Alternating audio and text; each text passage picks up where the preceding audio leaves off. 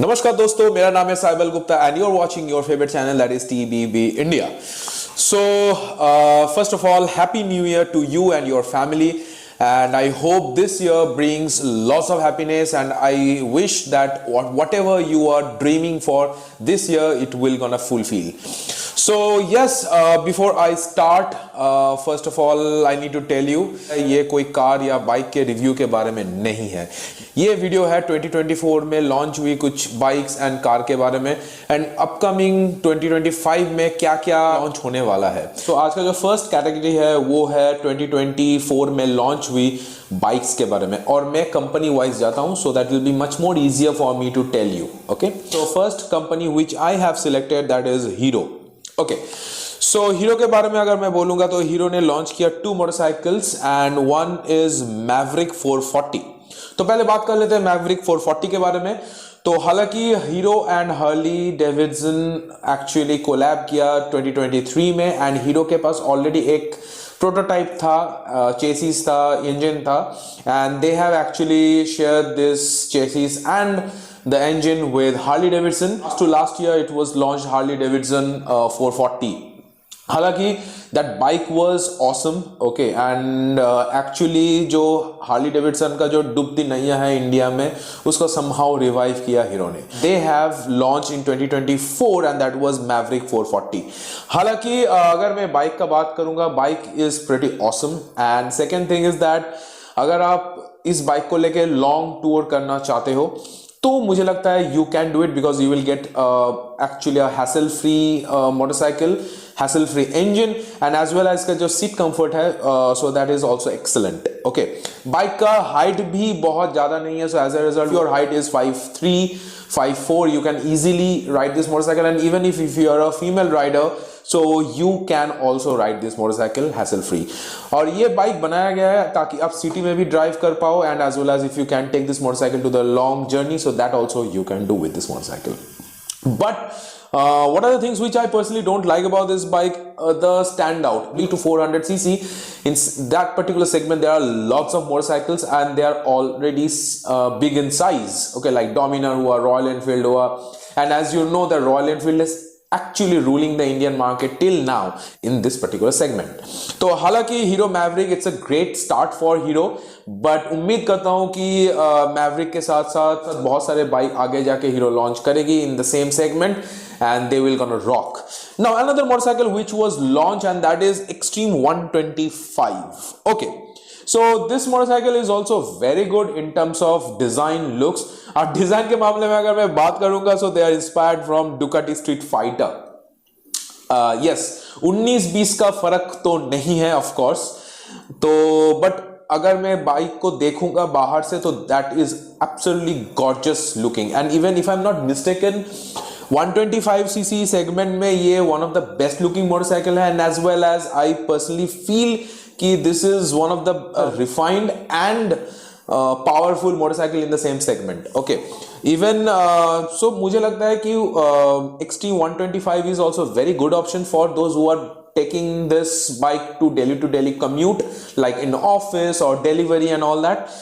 So, and also it keeps the same style statement, and also as this is 125cc engine from Hero, so you can expect a decent amount of mileage from this motorcycle. Now ये तो हो गया hero का 2024 में launch हुई सारे कुछ motorcycles. Now upcoming motorcycles है हीरो का, वो है Xtreme 250R, and I have seen few days back the picture of that particular motorcycle, and it was pretty awesome, and trust me, अगर ये बाइक लॉन्च हुआ so will be a mind blowing motorcycle in 250 segment. Now another one is the 450 Adventure. हालांकि 200cc Adventure motorcycle already hero ने बना दिया है, and that is Hero Xtreme 200 4V and 2V. So अगर 450cc segment में अगर ये bike launch हुआ तो ये धूम मचा देगी. And another one is Karizma XMR 250. सो हालांकि Xtreme 250R का एक्चुअली फुल्ली फेयर्ड वर्जन है करिश्मा XMR 250. तो ये तीनों bike actually it can be a game changer for Hero. But one thing which I would like to tell to Hero, that they are having so many quality issues till now. So 2024 में या 2023 का and में जो XMR जो launch हुआ था उसमें बहुत सारे क्वालिटी इश्यूज दिखा गया कि how would I know that? Because I am also part of so many riding groups, riding community. So उसमें से मैक्सिमम क्वेरी उसी के लिए आया था कि XMR का कुछ ना कुछ प्रॉब्लम होते रहता है एंड द शोरूम और the service centres are not able to fix it up. तो उम्मीद करता हूं कि ये क्वालिटी इश्यूज को थोड़ा सा इसको बेहतर बनाया जाए and as well as Hero should upskill the technicians. So अगर ये दोनों चीज हो गया तो Hero will be the next game changer company in Indian auto market. Now coming to Bajaj. So Bajaj, I don't know क्या exactly कर रहा है Bajaj. I really don't have any idea. Bajaj का जो पहला motorcycle which was launched and that is Freedom 125. And it's a great move from Bajaj because first time in India or I don't know maybe in world also that CNG bike was introduced. Okay. So first time when I saw Freedom 125, I personally feel that whether it is wise decision to take Freedom 125 or not. Because why? Actually में आप देखोगे पिछले like 2023 में बहुत सारे battery car blast किया है and आप तो इसमें CNG भर रहे हो. So how it gonna be? So it's a questionable thing and quality कैसा होगा इस गाड़ी का मुझे थोड़ा सा डाउट है. हालांकि Bajaj confirms that it is one of the safest in every aspects. हालांकि इस गाड़ी का माइलेज बजाज क्लेम कर रहा है 100+. हालांकि I am from Kolkata right now. So Kolkata में ये गाड़ी यूज किया जाता है specially for the delivery persons and those who are doing the sales job and all that. They are actually using this Freedom 125. But design मुझे थोड़ा सा odd लगा. But this motorcycle is not made for design. Okay, so that this bike is mainly known for the best mileage. Okay, now second bike which was launched and that is Pulsar N400Z. ये Z क्यों लगाया मुझे पता नहीं है. Maybe to attract Gen Z people, but मुझे लगता है कि दिस इज 400cc मतलब बजाज डोमिनर का इंजन उठाया थोड़ा सा रिट्यून किया एंड पल्सर NS200 का बॉडी उठाया and they are making this motorcycle. The only difference is what I have observe and that is the speedo console and the headlight and as well as the engine of course. तो हालांकि बहुत ज्यादा difference इस गाड़ी में नहीं मिलता है आपको, but I personally feel I have ridden that particular bike and मुझे लगता है इसका ब्रेक बाइट थोड़ा सा सॉफ्टर है. पावर लीनियर में बोलूंगा, बहुत ज्यादा एग्रेसिव नहीं बोलूंगा. Obviously it the power figure is greater than 200cc segment motorcycle, but still I personally feel कि ऑब्वियसली KTM 390 जैसा पावर आपको इस गाड़ी में नहीं मिलता है. लॉन्ग राइड के लिए गाड़ी अच्छा है नहीं, लॉन्ग राइड के लिए गाड़ी अच्छा नहीं है. स्पेशली द सीटिंग पोस्चर थोड़ा सा एग्रेसिव है एंड आपको बहुत बार गियर चेंज करना पड़ेगा. And as you all know that this motorcycle is mainly it's a completely naked motorcycle. तो ऑब्वियसली आप इसको टूरिंग में नहीं लेके जा सकते हो. हाँ, ऑफकोर्स आप लेके जा सकते हो, कोई भी मोटरसाइकिल आप लेके जा सकते हो, बट द थिंग इज कि this bike is not made for touring. Okay, now another motorcycle which was launched and that is Pulsar N125. I really don't have any idea that why Bajaj is making this motorcycle. So this motorcycle actually it was launched to compete with Xtreme 125 from Hero और इसको बनाया गया Ducati Hyper Motorrad के तरह.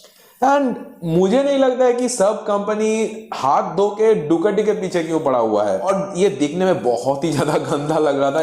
Even I am not seen much motorcycle after launching it. The way actually Xtreme 125 get success, I am not sure that Pulsar N125 will get और not.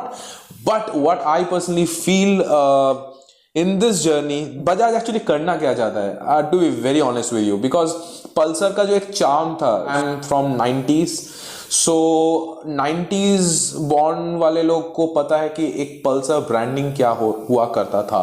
Okay, so somehow I personally feel that वो जो charm था धीरे धीरे बजाज खोते जा रही है because of this kind of motorcycles. And अब मुझे लगता है पल्सर सीरीज को थोड़ा सा बेहतर बनाना चाहिए टाइम के साथ साथ। इवन डोमिनार को भी मुझे लगता है डोमिनार को भी थोड़ा सा अपग्रेड का जरूरत है। हालांकि जब तक ये वीडियो मैं बना रहा हूं तब तक पल्सर RS 200 का जो मॉडल का जो एक पिक्चर आ गया है, and to be very honest with you they are not making any changes apart from the tail light and the speedo console.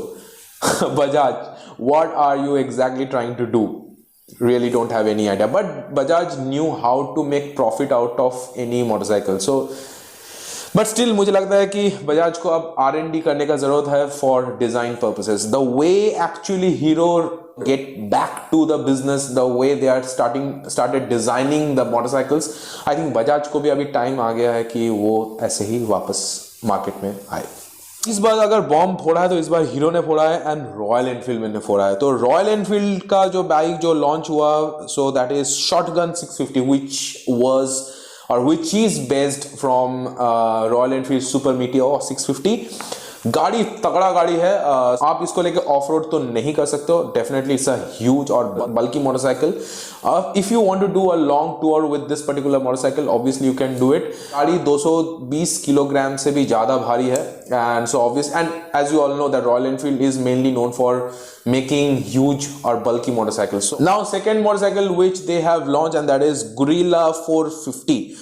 So Guerrilla 450 ऐसा मोटरसाइकिल है, either you like it or you don't like it. Okay, तो 450 ये जो गाड़ी है ये actually Himalayan के ऊपर बेस्ड किया हुआ है, तो सेम चेसी सेम इंजन इसको इस्तेमाल किया गया है इस गाड़ी पे, but it is mainly for the street.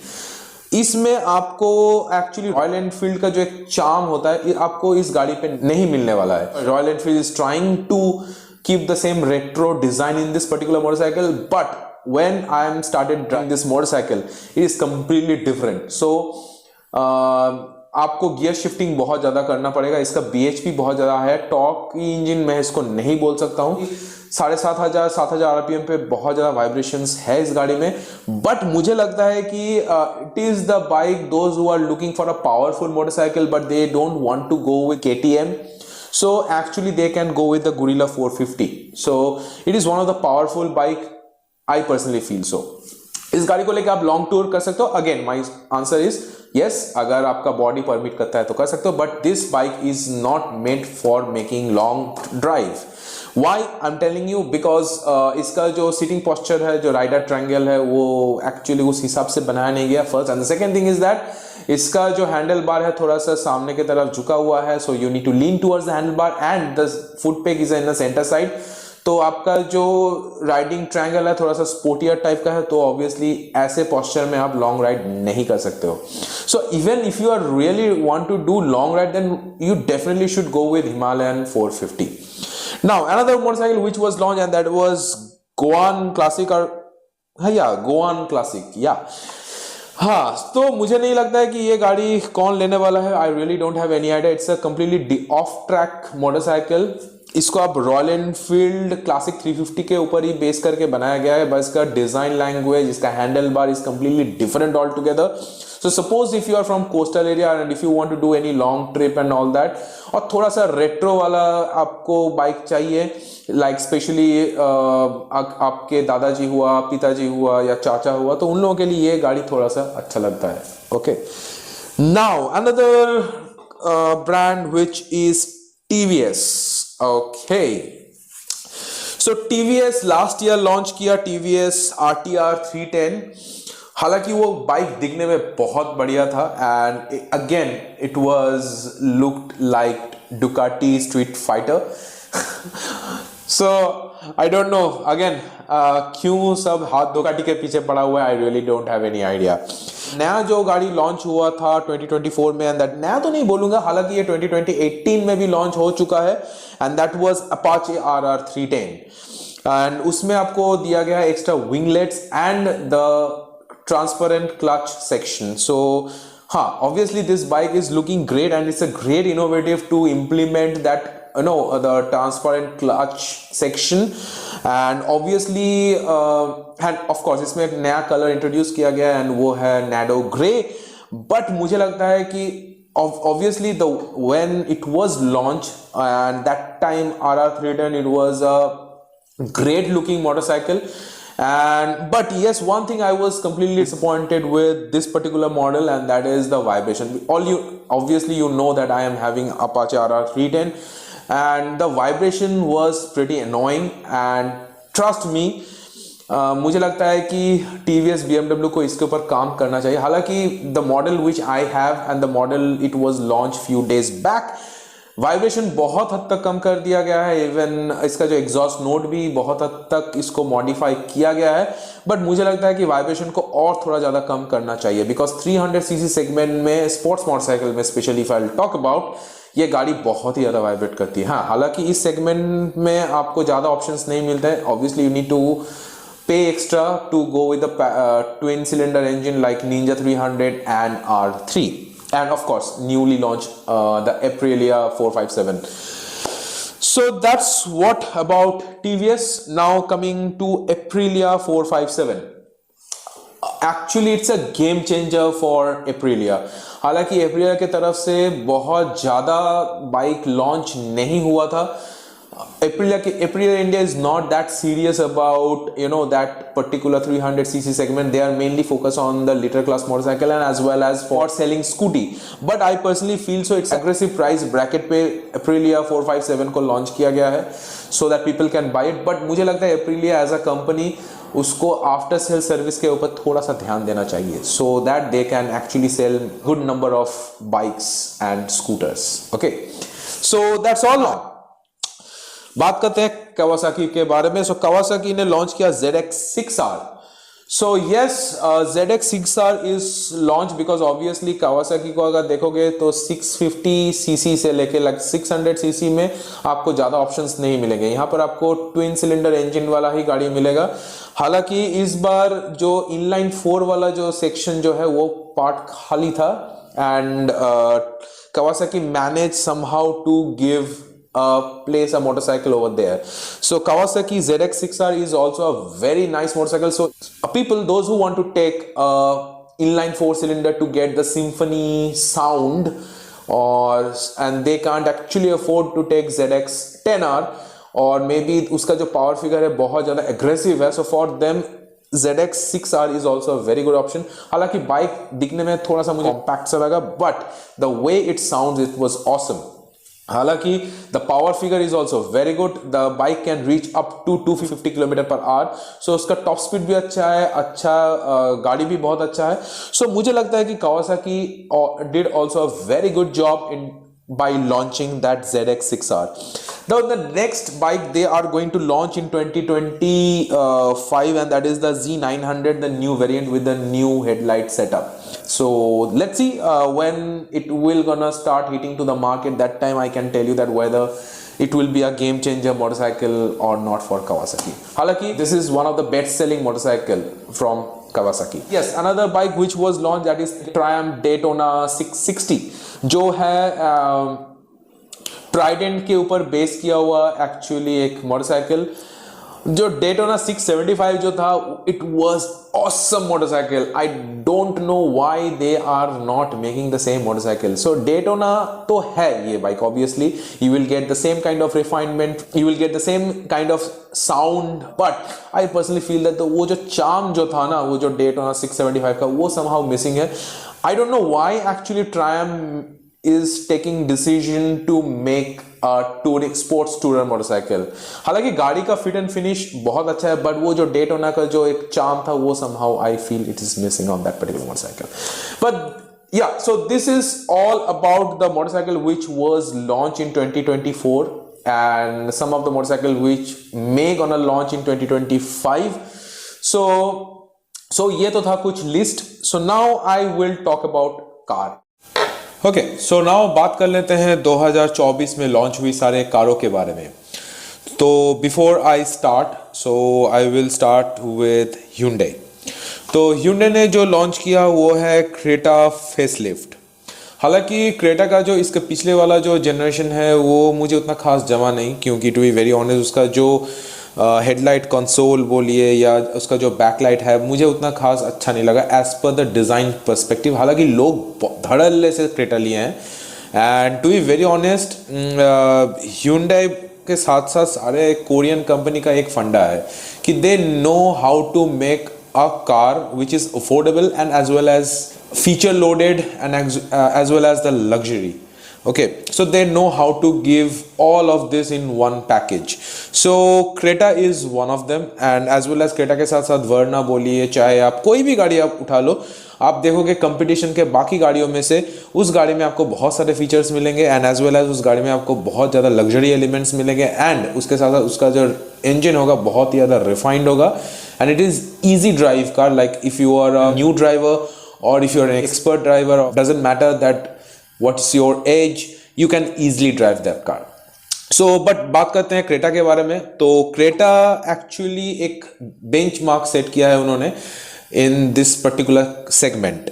इस बार का जो जनरेशन है वो मुझे थोड़ा सा ज़्यादा अच्छा लगा, specially the connected headlight, connected tail lamp and everything. To be very honest देखा जाए तो कनेक्टेड हेडलाइट एंड कनेक्टेड जो टेल लाइट वो एक्चुअली अभी धीरे धीरे करके सारे गाड़ियों में अप्लाई हो रहा है। तो मुझे ऐसा लग रहा है कि Hyundai Creta facelift is one of the best option if you are looking for a car in this particular segment, and it is still setting up the benchmark the way it was before. Now उसी का actually जो 7 seater version है वो भी launch हुआ, launch नहीं बोलूंगा मैं, एक्चुअली इसका भी एक फेसलिफ्ट वर्जन आया, वो है अल्काजार। हालांकि शाहरुख साहब उठ के बहुत ऐड किए इसका, and to be very honest with you, if you are really looking for a car with a feature, with a driving comfort, and as well as if you want to be on a back seat, then I think you should go with the Alcazar. 7 seater option में भी मिल जाता है आपको, 6 seater option में भी मिल जाता है, but इस टाइम अल्काजार थोड़ा दिखने में थोड़ा ज़्यादा और अच्छा लग रहा था। And to be very honest with you, car का अंदर में आपको बहुत सारे डिफरेंसेस आपको नहीं मिलने वाला है, बट फिलहाल अंदर से तो ये अच्छा लग ही रहा था, अब बाहर से भी अच्छा लगने लगा है।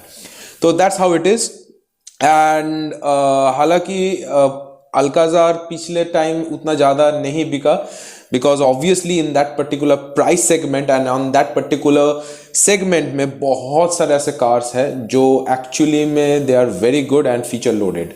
तो Alcazar is also a very good option.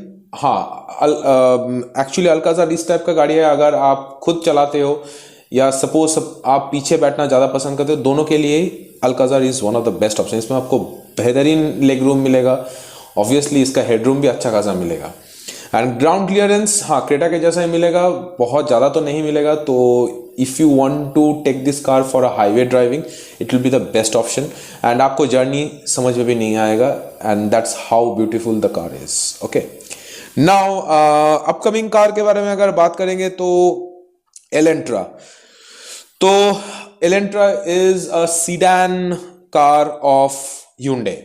हालांकि sedan market is now dying in India, but मुझे लगता है कि एलेंट्रा को लॉन्च करना चाहिए विथ न्यू अपडेट। एक्चुअली वर्ना के साथ साथ एलेंट्रा को भी लॉन्च कर देना चाहिए था, बट बात तो वहीं पर आता है कि the sedan market is dying. So Hyundai Verna का जो सामने वाला जो पैटर्न है, अगर इस पैटर्न में अगर एलेंट्रा को लॉन्च किया जाता तो मुझे लगता है कि एलेंट्रा बिकती नहीं, because obviously as I can see that Hyundai Verna अभी उतना ज़्यादा उसका सेल है नहीं। आप लुक्स के मामले में बोलो या चाहे उसका ड्राइवेबिलिटी के बारे में बोलो या तो प्रैक्टिकलिटी के बारे में बात करो, अभी सीडान कार मार्केट बहुत ही ज़्यादा डाउन चल रहा है। तो उस हिसाब से एलेंट्रा को अभी लॉन्च नहीं किया जाए मार्केट में तो ही अच्छा है। अगर लॉन्च करना ही चाहता है Hyundai तो मुझे लगता है कि थोड़ा सा फ्रेश लुक, फ्रेश डिज़ाइन के साथ उसको लॉन्च करना चाहिए। Now another car which they are going to launch and that is Tucson। हाँ, Tucson एक्चुअली देखा जाए एक ट्रू सेंस में एक SUV है, जाए तो क्रेटा का एक ग्रेटर वर्जन है। Tucson बहुत दिन से एक्चुअली कोई अपडेट नहीं है इस गाड़ी का, एंड मुझे लगता है कि थोड़ा सा ओवर प्राइस्ड भी है, बट गाड़ी में जो लग्जरी एलिमेंट है वो एक्चुअली क्रेटा के बराबर ही है, बट हाँ इंजन ऑप्शंस थोड़ा डिफरेंट है। बट मुझे लगता है कि Tucson अभी भी एज आई हैव सेड कि एलेंट्रा के साथ साथ Tucson को भी अभी लॉन्च करना सही नहीं रहेगा, क्योंकि अभी जो है क्रेटा में भर भर के फीचर दे दिया गया है, एंड अगर कोई एक्चुअली क्रेटा से ज़्यादा पे करना चाहता है तो obviously Alcazar they will gonna by it. तो टूसॉन को लॉन्च करना मुझे लगता है कि थोड़ा सा रिस्की हो सकता है Hyundai के लिए। हालांकि बाहर कंट्री में टूसॉन अभी भी चल रहा है and it is sold in a good number as well. Now जो गाड़ी लॉन्च एक्चुअली हो गया in fact that is Creta EV. Creta EV actually based on the same Hyundai Ioniq platform and मुझे लगता है कि ये गाड़ी भी अच्छा ही है। Obviously that car is also भी फीचर लोडेड। इसका प्राइस कितना हो सकता है मुझे थोड़ा सा कंफ्यूजन है बिकॉज ऑब्वियसली क्रेटा का टॉप वेरिएंट है उससे तो ज़्यादा ही होने वाला है क्योंकि battery car actually pricing more than the IC engine cars. But अगर इसका प्राइसिंग ठीक ठाक रहा एंड ऑब्वियसली तो ये गाड़ी अच्छा खासा सेल कर सकती है। क्रेटा ऑलरेडी यहाँ पर एक सेगमेंट लीडर गाड़ी है तो यहाँ पर क्रेटा ईवी कितना कर सकती है ये मुझे थोड़ा सा डाउट है। But those who are really looking for a car with EV and that too with Creta, they can also go with this Creta EV. Okay, now Grand i10 Nios facelift, hatchback.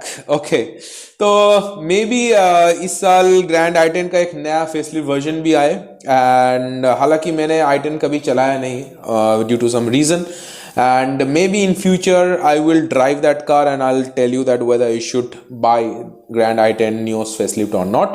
But मुझे actually छोटा गाड़ी में ज़्यादा interest नहीं है, but if you are really eager to know about this particular car, so please do write on the comment section. I will definitely try to arrange that particular car and drive it. But हालांकि grand i10 Nios के platform पे बनाया हुआ Exter है जो Exter भी एक अच्छा खासा एक मॉडल है एंड हालांकि जो मार्केट जो है थोड़ा एसयूवी की तरफ टिल्ट है, चाहे वो मिनी एसयूवी हो, माइक्रो एसयूवी हो, चाहे वो एसयूवी हो या प्रॉपर 4x4 एसयूवी हो। अभी लोग हैचबैक एंड सीडान कार के तरफ ज़्यादा टिल्टेड नहीं है एंड लोग एक्चुअली सोच रहे हैं कि i10 एक्चुअली इस हैचबैक कार, तो हैचबैक के ऊपर थोड़ा सा ज़्यादा पैसा दे के हम लोग क्यों ना एक माइक्रो एसयूवी ले लें। तो ऐसा एक माइंडसेट हो गया लोगों का, तो that's how it is. Now अगर जब कोरियन की बात कर ही रहे हैं then another Korean company, actually इसका sister company and that is Kia Seltos.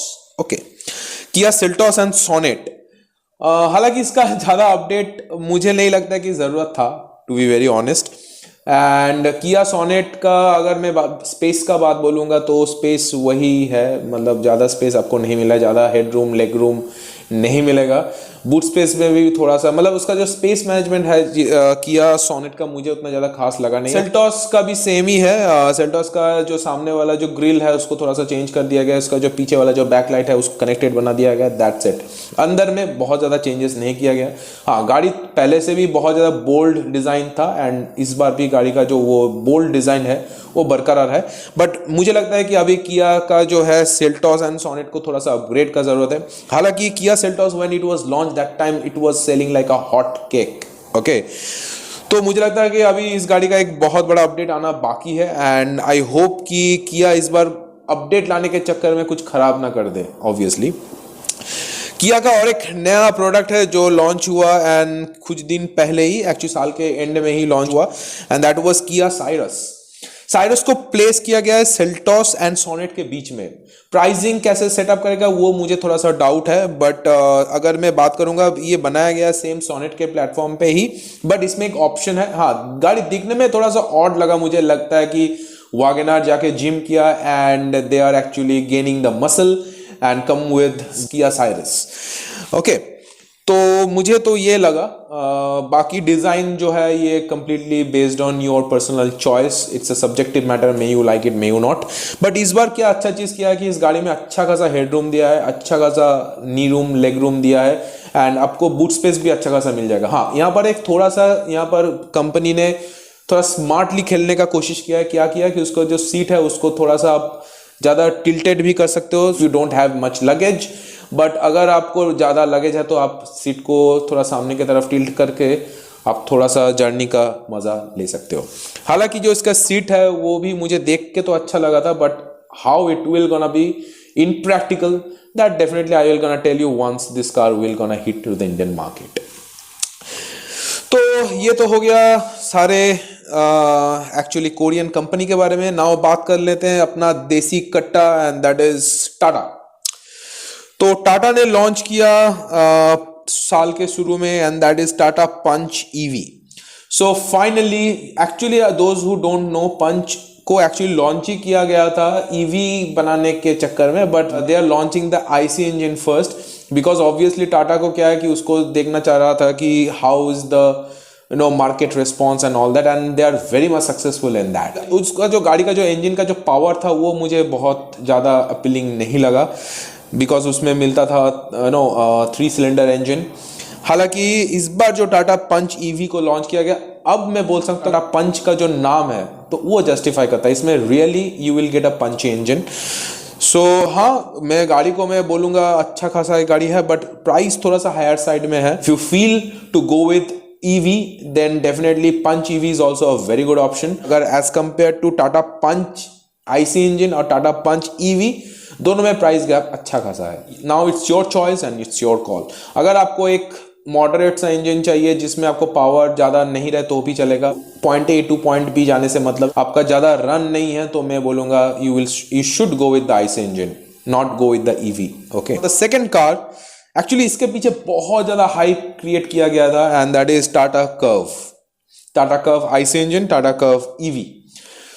Okay, तो इसके बारे में खुल के बात करते हैं।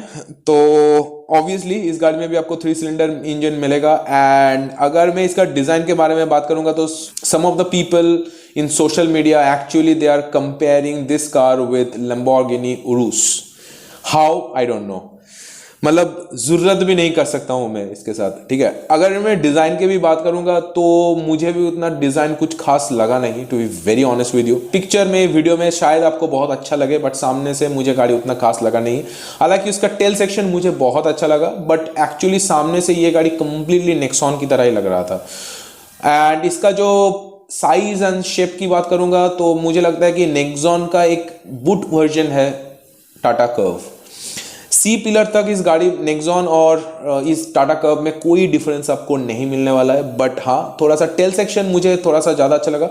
बट इस गाड़ी में बहुत सारे प्रॉब्लम्स, बग्स मुझे देखा गया। I have one of my friend जिसका एक्चुअली बैकलाइट में एक पोर्शन जल नहीं रहा है। So Tata please try to solve that problems. Okay, सिर्फ ये प्रॉब्लम नहीं, बहुत सारे प्रॉब्लम्स आपके गाड़ी में है, and please try to address it and please try to rectify as early as possible. आप लोगों का सेल्स टीम बहुत अच्छा है, they are doing absolutely good, but मुझे लगता है आफ्टर सेल्स सर्विस के बारे में अभी टाटा को सोचना चाहिए, और this is the high time now. Okay, so अगर मैं बोलूंगा जिस तरह से मैं उम्मीद किया था कि that will be a benchmark for that particular segment, नहीं, ऐसा नहीं है, ठीक है। So yes, these are the 2 cars which was launched in 2024. 2025 में लॉन्च होने वाली जो कार है वो है Sierra EV and IC engine.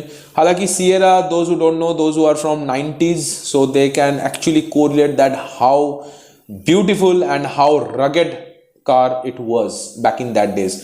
So मुझे नहीं पता है कि अभी same kind of feature और same kind of ruggedness इस टाइम टाटा रखेगा कि नहीं रखेगा, बट मुझे लगता है कि we are eagerly waiting for that particular car, because अभी ईवी के तरफ थोड़ा थोड़ा करके इंडियन मार्केट टिल्टेड हो रहा है। हालांकि 2030 में बोला जा रहा है कि 25 to 30% of vehicle will be converted into electric. Okay, तो ये तो था टाटा के बारे में। नाउ बात कर लेते हैं महिंद्रा। एक्चुअली में सही में बॉम्ब फोड़ा है तो महिंद्रा इस साल। तो फर्स्ट जो गाड़ी they have launch and that is Mahindra 3XO। 3XO actually based on that Mahindra XUV 300। Same platform है, सेम उसका इंजन स्पेक है, कोई ज़्यादा डिफरेंस है नहीं।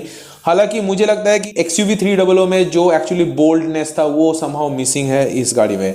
हालांकि गाड़ी चलने में सेम ही है 300 के तरह ही, बूट स्पेस थोड़ा सा कम है इस गाड़ी में, बट इसमें अच्छा खासा लेग रूम मिलेगा। And also one more thing which was added in to this particular car and that too in a 3XO, and that is the big massive panoramic sunroof and that too in a top variant, जो हालांकि XUV 300 में missing था।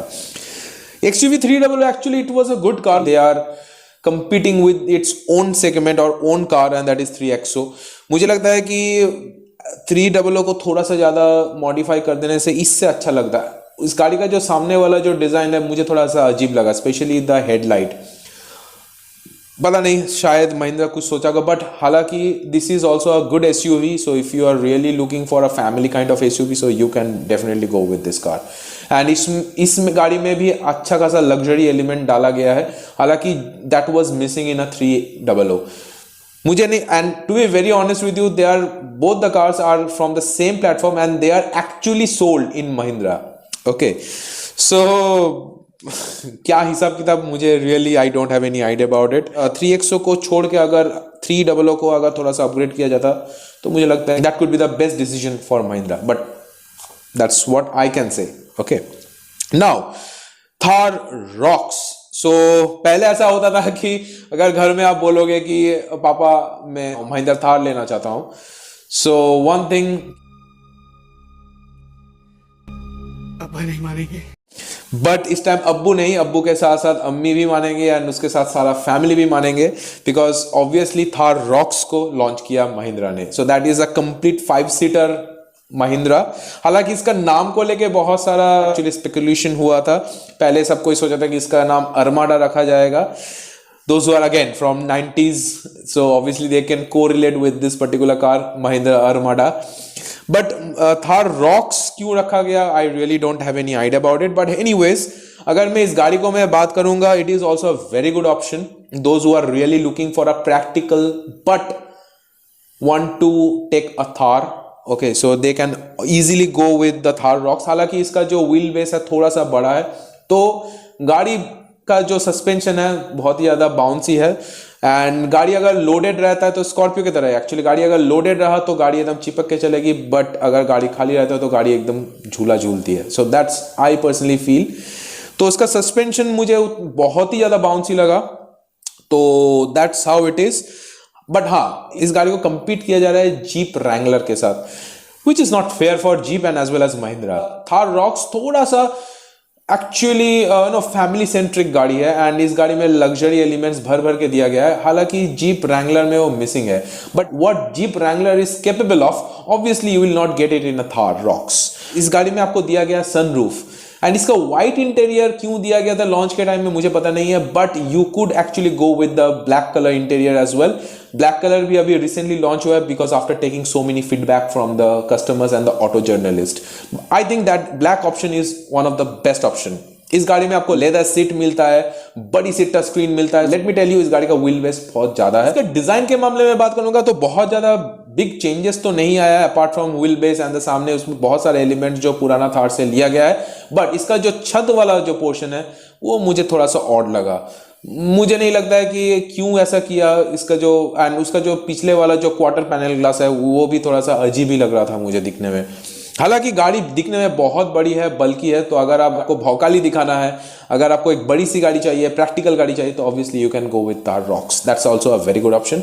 हालांकि महिंद्रा के 3 door Thar भी अभी भी बरकरार है, so depending on your choice you can actually go with any of these 2 cars. Okay, now साल के एंड में 2 गाड़ी जो लॉन्च किया महिंद्रा ने, एंड दैट इज BE6E और sexy and another one XEV9E। कि गाड़ी दिखने में मुझे बहुत ज्यादा फ्यूचरिस्टिक लगा, so obviously I can not comment on you right now because once I will ride those 2 cars then I can actually comment on that.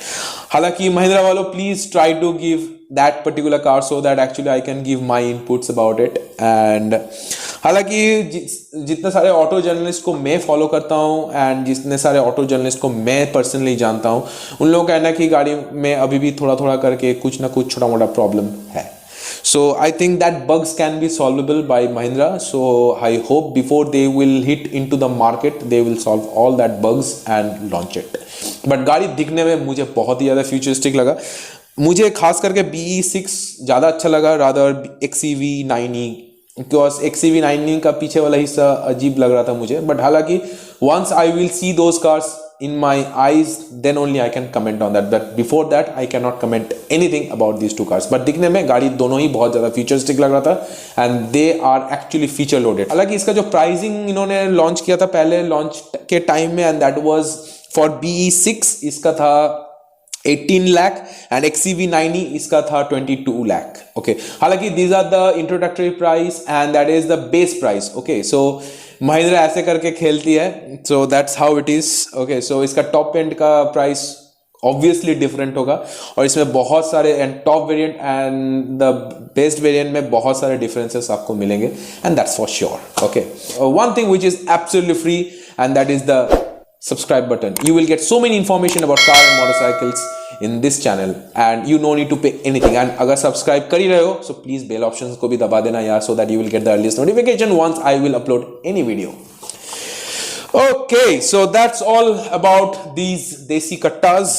So now बात कर लेते हैं MG के बारे में. अगर मैं MG के बारे में बात करूंगा तो MG ने लॉन्च किया इस साल MG Winster. Okay, so MG Winster is also a very good option. गाड़ी में हालांकि फीचर थोड़ा थोड़ा करके कमी लगा इस साल. MG ने सोचा कि भर भर के फीचर देने से अच्छा है कि वही फीचर दूं जो काम का हो. हाँ, इस गाड़ी में आपको ADAS नहीं मिलने वाला है. इवन आप अगर टॉप वेरिएंट पे भी जाओगे तो आपको ADAS नहीं मिलने वाला है. बट इसका जो प्राइस ब्रैकेट ये बहुत ही ज्यादा एग्रेसिव रखा है. इस गाड़ी का प्राइस लगभग 12 लाख से शुरू हो जाती है एंड एंड होती है 17 लाख.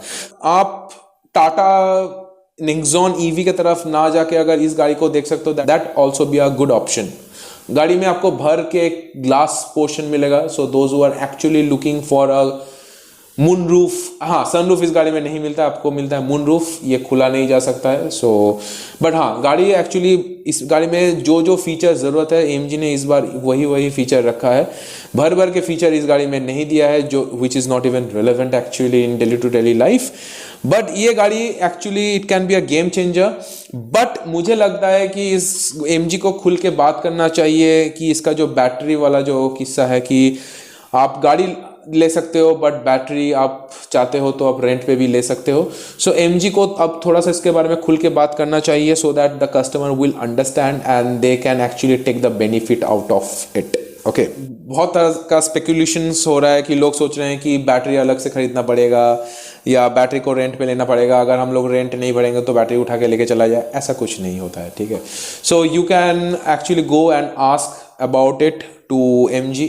और मैं कोशिश करूंगा दूसरा गाड़ी में एक्चुअली, हालांकि कुछ दिन पहले मैंने MG Winster मैंने चलाया था. So I will actually give, I know the all calculations, so I will try my best to give that once I will upload that particular video. Okay, another गाड़ी जो actually launch होने वाला था and that was MG Cyberster. So this is again a electric vehicle but it's a two-seater and kind of a cabriolet version of MG.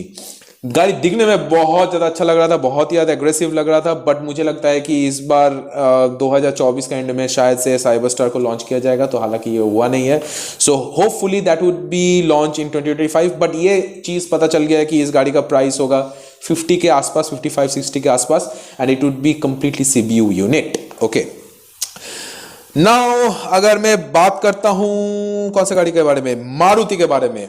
Maruti ने इस बार साल के शुरू में लॉन्च किया था मारुति स्विफ्ट का डिजाइन एलिमेंट बहुत ज्यादा चेंजेस नहीं किया. But the big changes what they have done and that is the 3 cylinder. Actually Maruti का पहले जो था वो था 4 cylinder. Those who don't know, now they are giving it in a 3 cylinder. कितना अच्छा है वो definitely I will gonna tell you once I will upload the video because I have already driven. But मोटा मोटा तौर पे अगर मैं बोलूंगा बहुत ज्यादा फर्क आपको नहीं दिख रहा है. बट अगर हाँ, अगर आप लो रेंज में और मिड रेंज में अगर गाड़ी बहुत ही ज्यादा स्मूथ है, बहुत ही ज्यादा रिफाइंड है what it used to be. But top range में मुझे लगता है गाड़ी लगता है कि थोड़ा सा पावर चाह रही थी but somehow we can not give it because it is having 3 cylinder.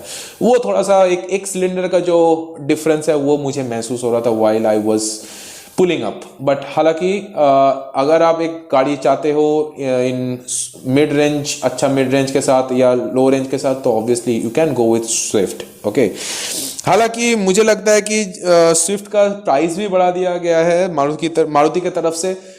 Actually इसका जो मेन कंपटीशन है वो है बलेनो एंड फ्रॉन्क्स में भी आपको 3 सिलेंडर इंजन मिलता है. बट बलेनो में still actually Maruti is giving 4 cylinder.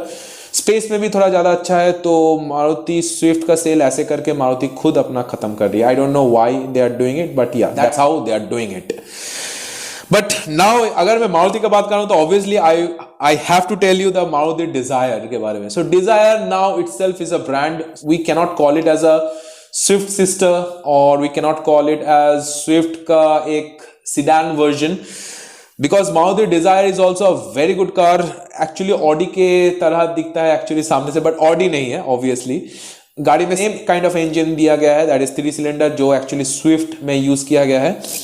गाड़ी डिजायर देखने में मुझे बहुत ज्यादा अपीलिंग लग रहा था बाहर से, बट अंदर में सेम एक्चुअली वो फील जो होता है ना, वो गाड़ी का अंदर फील का थोड़ा सा डिफरेंस है.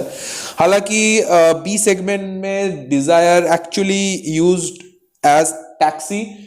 हालांकि मारुति की तरफ से बोला गया है कि डिजायर इस मॉडल को इस्तेमाल नहीं किया जाएगा for taxi, but somehow I have seen so many examples where this particular model actually used as taxi. I have driven this car. गाड़ी बहुत ही ज़्यादा refined है, same as Swift, but इस गाड़ी का जो mid range and low range same ही है, स्विफ्ट की तरह ही अच्छा खासा, बट टॉप रेंज पे मुझे लगता है गाड़ी का थोड़ा सा पावर लैग हो रहा है. एंड बट हाँ, डिजाइन के मामले में अगर मैं बात करूंगा, now Dzire has its own identity. Okay, so that's how it is. अगर मारुति के मैं बात करूंगा तो इस बार बहुत सारे गाड़ी इलेक्ट्रिफिकेशन हो रही है. तो अभी आने वाली है ई विटारा, ओके, और ई ग्रैंड विटारा. इसका टीजर भी आ गया है. सामने का हेडलाइट का डिजाइन मुझे बहुत ज्यादा अपीलिंग लग रहा है. पीछे वाला टेल सेक्शन भी शायद से कनेक्टेड ही होगा, the way it is to be in 2020, end of 2023 और इन 2024. एंड गाड़ी कैसा होगा, क्या होगा, obviously I will gonna tell you once this car will be launched and it will hit to the showroom and I'll drive that car, and then I'll tell you that whether you should go with e Vitara or not. Okay, now बात करते हैं Japanese गाड़ी के बारे में, and that is Nissan X-Trail. Okay, Nissan का निशाना मुझे ठीक लग नहीं रहा है, to be very honest with you. हालांकि निसान एक्सट्रेल के बारे में अगर बात करूंगा, गाड़ी बहुत ही दमदार गाड़ी है. गाड़ी का प्राइस को रखा है 50 to 55 lakh actually to compete with Fortuner. बहुत सारे फीचर्स इस गाड़ी में भी मिसिंग है, हालांकि फॉर्च्यूनर भी नहीं मिलता है, एज यू ऑल नो. इस गाड़ी का इंजन बहुत अच्छा है, फीचर भी अच्छा खासा देता है. बहुत सारा ना दे, बट जो फीचर का आपका डेली टू डेली लाइफ में जरूरत है, वो भी फीचर आपको इस गाड़ी में मिल जाता है. बट कंपनी का फ्यूचर मुझे थोड़ा सा शेडी लगता है. तो आई don't know why Nissan is doing it, because actually India ko they are treating as a dump yard. No, not only Nissan, there are so many cars in European or Japanese, they are thinking that Indian is a dump yard. Okay, so they are trying to sell these cars which was not sold in big number in other countries. So मुझे लगता है कि ऐसा रवैया अभी इस company को छोड़ देना चाहिए. ओके, अगर निसान के बात कर ही रहा हूं तो साथ ही साथ बात कर लेते हैं फोर्ड का भी. फोर्ड ने जमकर सोचा था कि इस साल लॉन्च करेगा फोर्ड एवरेस्ट और फोर्ड एक्चुअली एंडेवर को, और एवरेस्ट बैजिंग के साथ और व्हाट एवर एक्चुअली. बट इस साल भी फोर्ड ने लॉन्च नहीं किया. हालांकि बहुत सारे स्पेकुलेशंस थे कि सब कोई बोला था कि इस बार फोर्ड जम कर आएगा, बट एक्चुअली अगर आता इस प्रोडक्ट के साथ, that would be blast for actually Ford. But I don't know why it wasn't arrive in India. But हालांकि नेपाल में अभी भी ये गाड़ी ऑलरेडी लॉन्च हो चुकी है एवरेस्ट के नाम पे, एंड गाड़ी is absolutely phenomenal. Actually true sense में अगर बोला जाए, अगर ये गाड़ी लॉन्च हुआ तो it would be a great competition for Fortuner. तब एक्चुअली टोयोटा के भी सोचना चाहिए कि हाँ, अब हम लोगों को भी थोड़ा सा आगे बढ़ना चाहिए. सो ऐसे नाम से गाड़ी नहीं बिकता है. सो टोयोटा की भी बात कर रहे हैं तो ऑब्वियसली इस साल टोयोटा ने लॉन्च किया Toyota Camry. Again that is also a CB unit, that is costing around 45 to 50 lakh.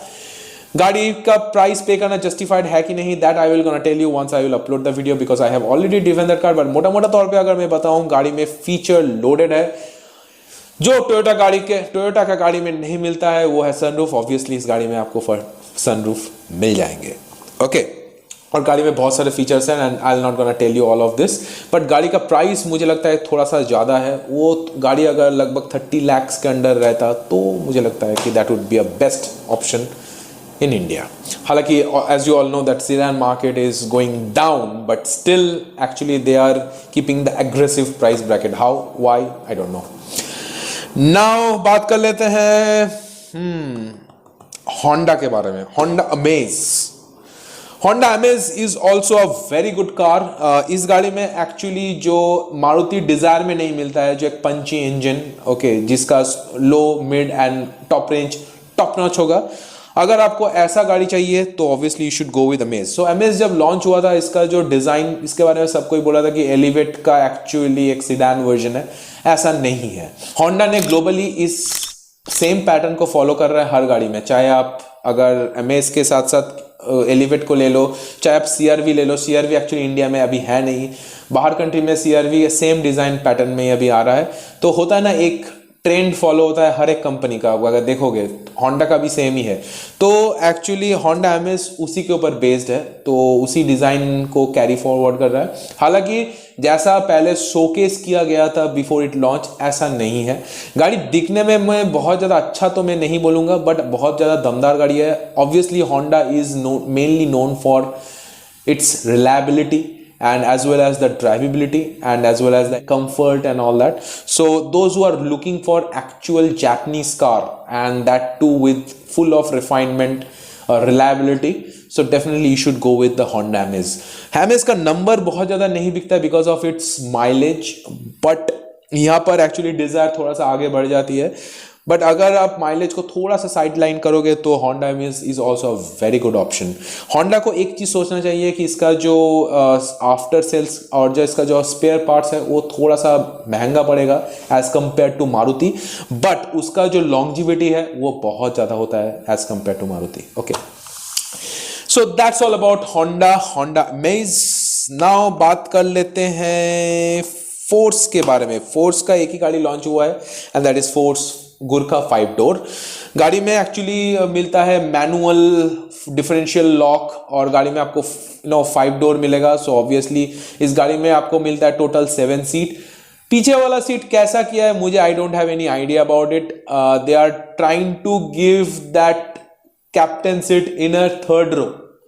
Like यहाँ पर एक्चुअली ना थर्ड रो का आप इस्तेमाल भी ठीक से नहीं कर पाओगे. मतलब आप अगर चाहते हो कि नहीं आपका 5 जन ही है but you want to keep it a good number of luggage inside the car, आप ये नहीं कर सकते क्योंकि पीछे आपका बड़ा बड़ा 2 सीट है. अगर इसको कैप्टन सीट के तरह इसको अगर देखा जाता तो मुझे लगता है that would be a good option, but मुझे नहीं लगता कि फोर्स ऐसा करेगा. यू क्यों किया मुझे I don't have any idea about it. But anyways I personally feel कि ऐसा कोई ऑप्शन होता कि इस सीट को आप रिमूव कर सकते हो, so that would be a great, but मुझे नहीं लगता है कि फोर्स ये करेगी या आगे करेगा. आई don't have any idea about it. Inside में कार का बोलूंगा तो ये सेम फोर्स का वो बस वाला फीलिंग आता है, but it is a completely true off roader. हाँ, इस गाड़ी में आपको सीट का जो कंफर्ट आपको नहीं मिलने वाला है, आपको स्पेस ज्यादा नहीं मिलेगा. इसको आप फैमिली गाड़ी के तौर पे आप नहीं इस्तेमाल कर सकते हो. ऑब्वियसली इस गाड़ी का जैसे मैंने कहा था, इस गाड़ी को आप फैमिली कार के तौर पे नहीं ले जा सकते. हाँ, बट अगर आप सोलो राइडर हो या सोलो ड्राइवर हो, obviously you can do it. Now another thing, मैं बात करूंगा फोर्स 5 डोर गुरखा के बारे में. अब मुझे लगता है कि गाड़ी का जो इनसाइड वाला जो हिस्सा है उसको थोड़ा सा मुझे लगता है कि अपलिफ्ट करना चाहिए.